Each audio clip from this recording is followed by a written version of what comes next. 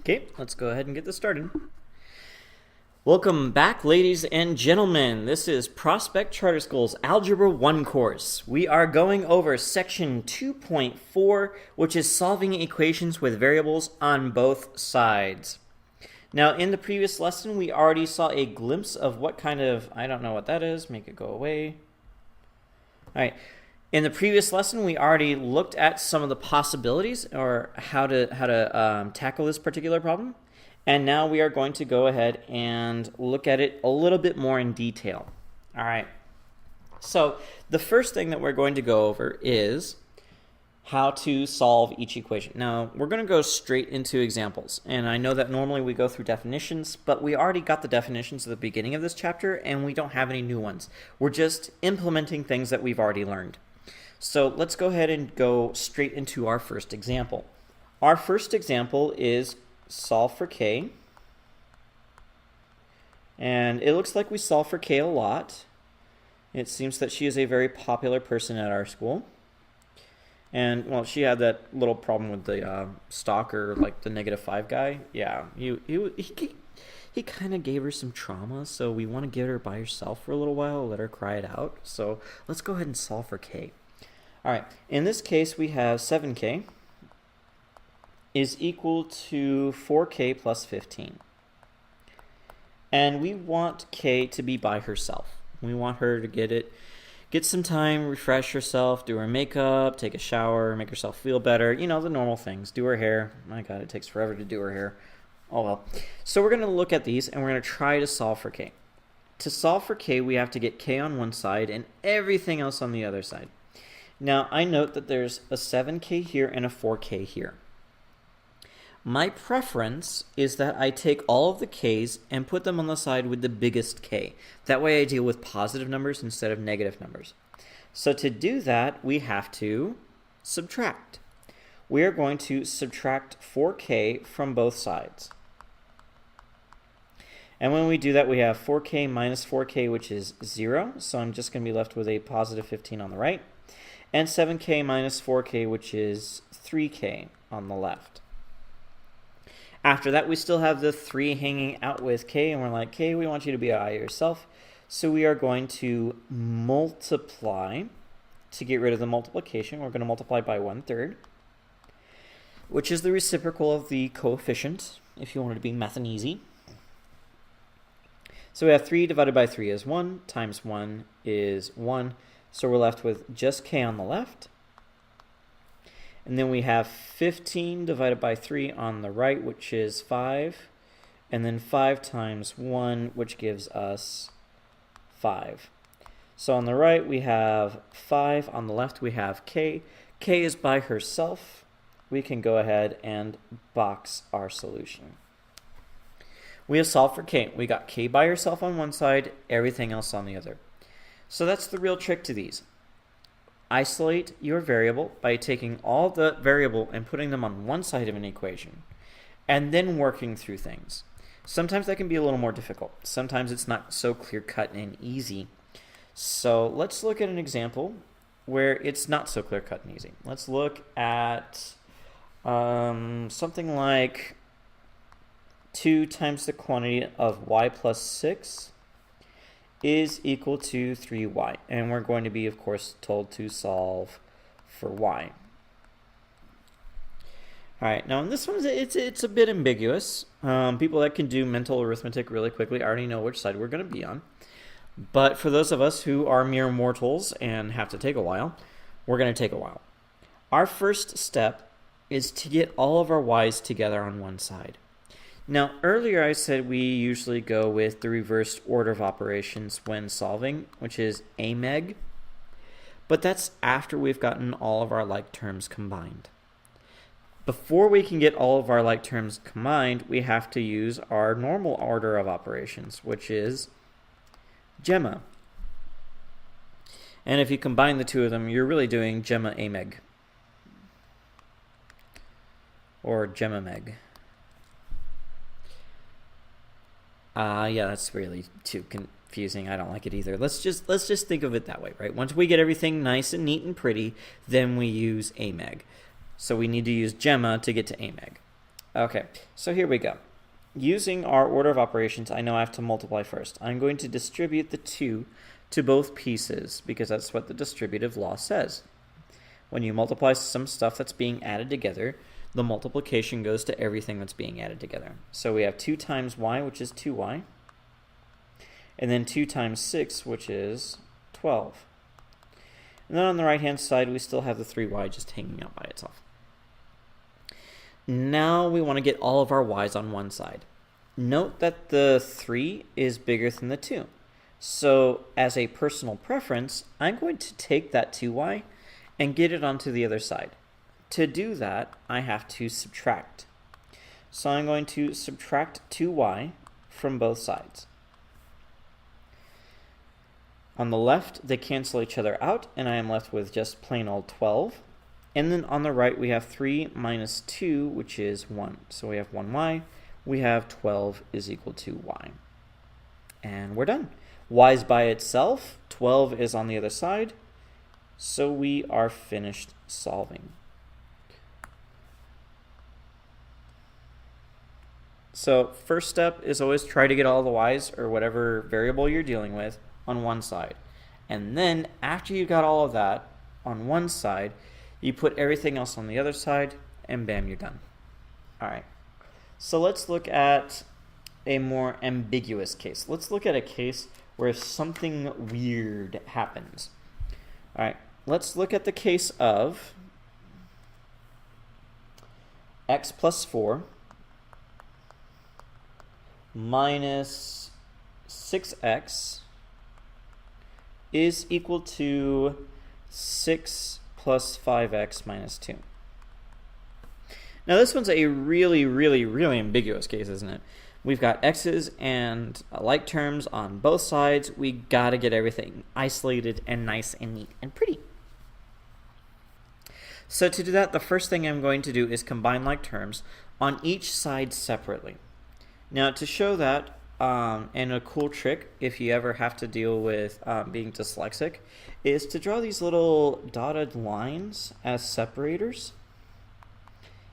And it really does help to keep all of your things separated like this if you get confused.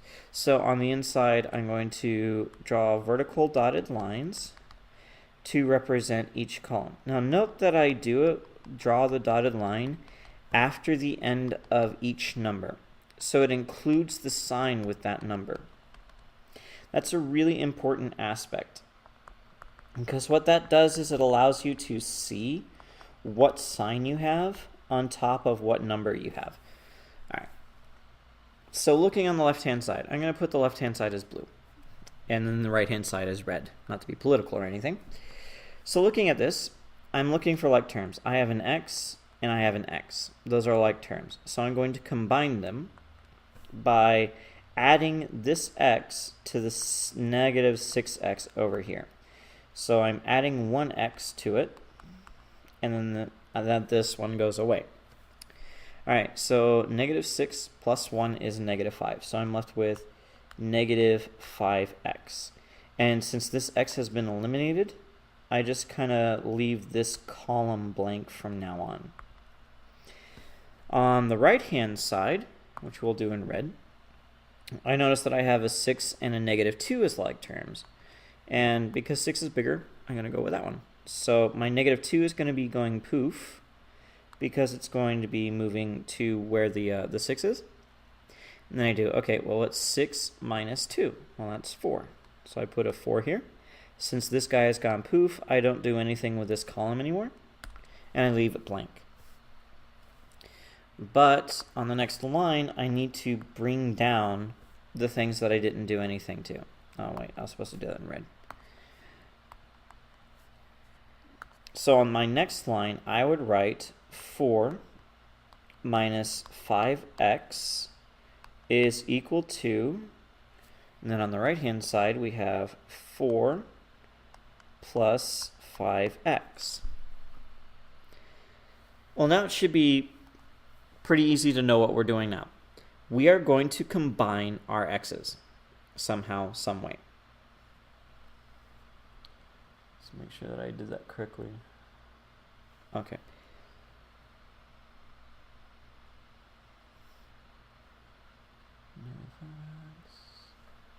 Oh, I did this wrong. This is supposed to be minus 5x. So my apologies. All right. Now we are going to look at these and we're like, okay, well, we want to get all the x's on one side. Well, normally we like to have our x's on the left-hand side. So I'm going to use purple to show that we're crossing the border. And I'm going to add 5x to both sides of the equation. Now note what happens when I add 5x to both sides of the equation. I'm going to erase this stuff so that we can see it just a tiny bit better. Well, it cancels on the left. It cancels on the right. And we are left with 4 is equal to 4.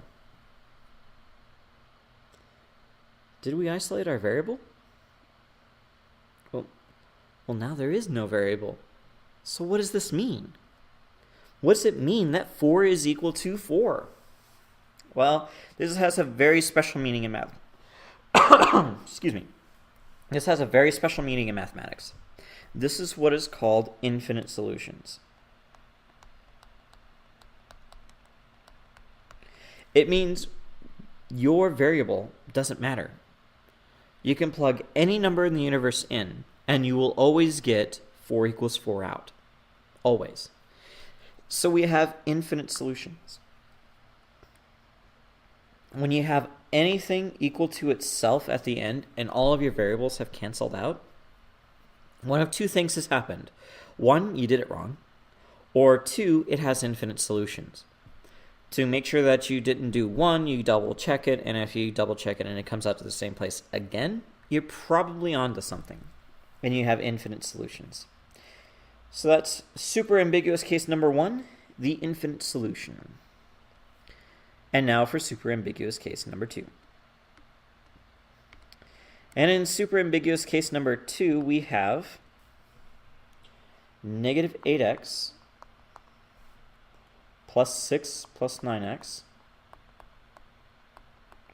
is equal to 6 minus 5x. Make sure I'm writing the, nope. I hate dyslexia. Negative 17 plus x. There, that's better. All right, once again, we want to get all of our x's on one side of the equal sign after combining like terms and everything else on the other side. All right, so I'm going to combine like terms to begin with. I'm going to combine the negative 8x and the positive 9x. So what is 9 minus 8? Well, hopefully you can do that one in your head. It's 1. So I have 6 plus x is equal to, and I didn't do anything on the right-hand side, so I just bring it down. So negative 17 plus x. And now we're like, okay, well, which side do we want our x's to be on? I'm like, hey, let's go to the left side. Let's put them on the left. All right, so I'm going to subtract this x to make it go away, which means that I subtract x from this side. And when I do that, on my right-hand side, I'm left with just plain old 6. And on the right-hand side, I'm left with just plain old negative 17. Now, is negative 17 equal to 6? At this point, you should be saying, no, Mr. O'Neill, negative 17 doesn't equal 6. And I would say, you're absolutely right. So what does this mean? And you'd be like, Well, here's what it means. In the previous one, when we had something equal to itself, that's always true. So we say it's infinite solutions. In this case, we have 6 is equal to negative 17, which is always false. So we would say no solution.